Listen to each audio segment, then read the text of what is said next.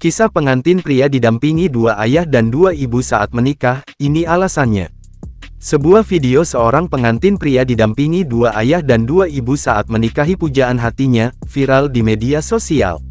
Warganet menyoroti orang tua pengantin pria itu lantaran tak biasa.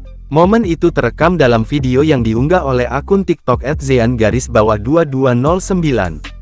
Tampak seorang pria memakai busana pengantin berwarna putih, lengkap dengan belangkon di kepala dan ronce melati di leher. Ia digandeng seorang wanita di sebelah kiri dan seorang pria di sebelah kanan. Wanita dan pria tersebut tampil serasi dengan busana berwarna biru. Namun di samping mereka terlihat ada wanita dan pria yang juga berpakaian serupa. Mayoritas masyarakat meyakini menikah merupakan ibadah terpanjang sehingga diharapkan bisa langgeng sampai maut memisahkan. Namun kenyataannya, tak jarang pasangan suami istri yang tak mampu mempertahankan rumah tangga. Alhasil perceraian dipilih sebagai jalan terbaik. Namun anak pun menjadi korbannya. Hal itulah yang dialami seorang pria yang pernikahannya viral berikut ini.